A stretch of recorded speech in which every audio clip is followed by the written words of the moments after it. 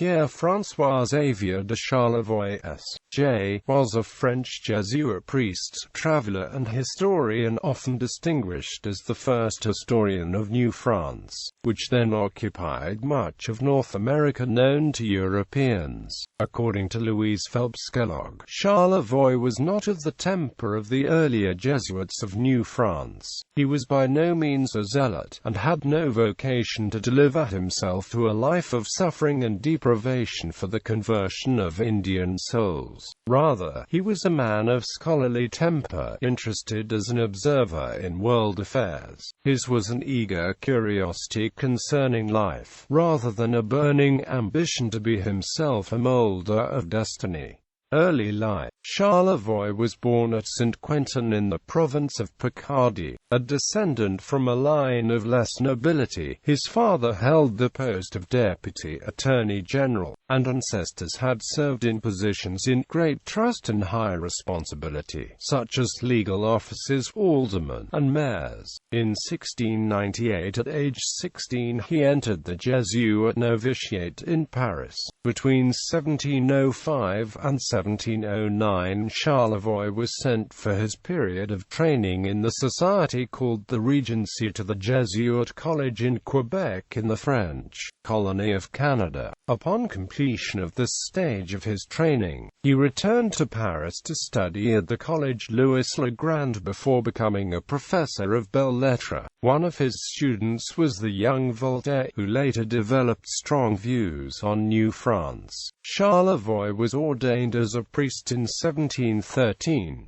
In 1715, he published his first complete work, On the Establishment and Progress of the Catholic Church in Japan, adding extensive notes on the manners, customs, and costumes of the inhabitants of the empire in its general political situation, and on the topography and natural history of the region. Travels. Charlevoix's work was halted by a royal commission requesting a survey of the historic boundaries of Acadia, recently lost to the British in the Treaty of Utrecht. However, his knowledge of colonial North America led to an extension of his assignment, now to find a route to the Pacific Ocean. Having recently lost control of the Hudson Bay and lacking funds for a major expedition, the French crown equipped Charlevoix with 2 canoes, 8 companions, and basic merchandise. Charlevoix returned to Quebec in 1720.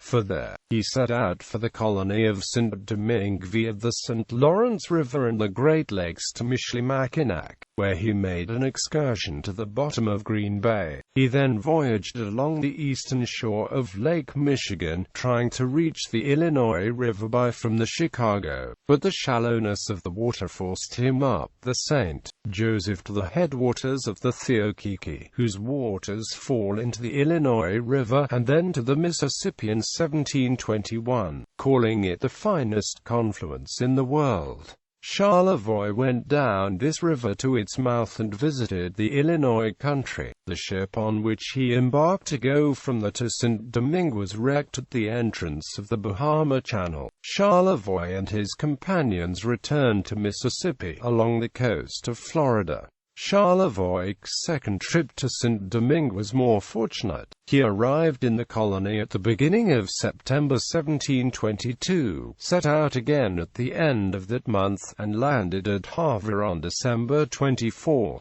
Charlevoix's records of local geography were later used to improve regional maps.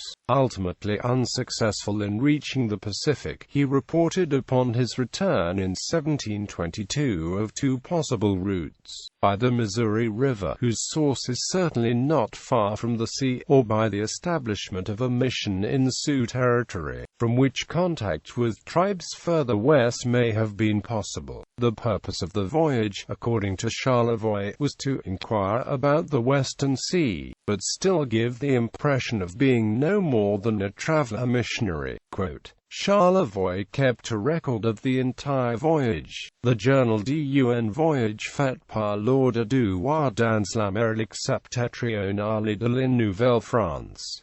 Later life. In later years, Charlevoix was one of the directors of the Journal de Travaux, a monthly journal of literature, history, and science. On the pages of that journal, he laid down in 1735 the plan for a corpus of histories that should have given an all-inclusive account of the extra-European world. The plan was enhanced when his History of Japan, the first installment of the proposed series, was about to be published.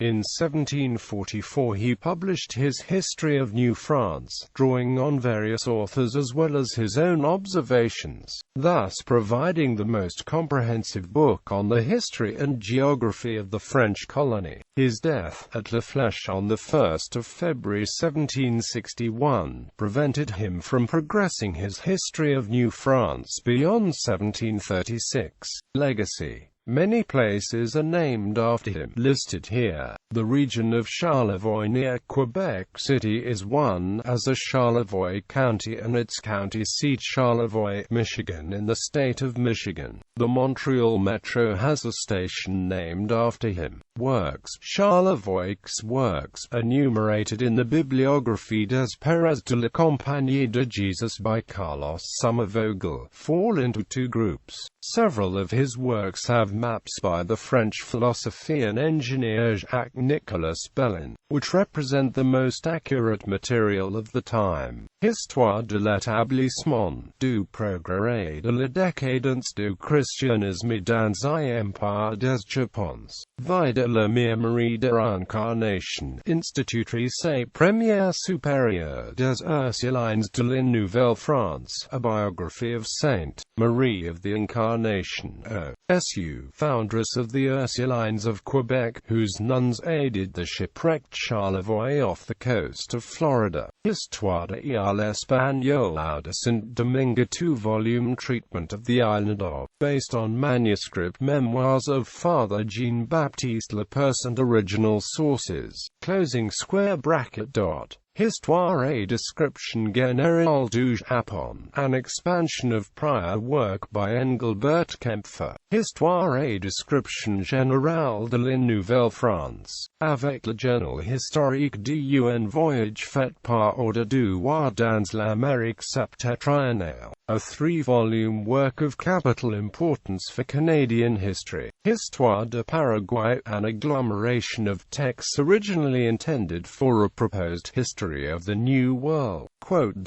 Volume 2, Volume 3. History and General Description of New France, Volume 4 by Pierre François Xavier de Charlevoix, Volume 5, Volume 6, Ornithologie du Canada, quelques groupes de prise la nomenclature du Smithsonian Institution, de Washington.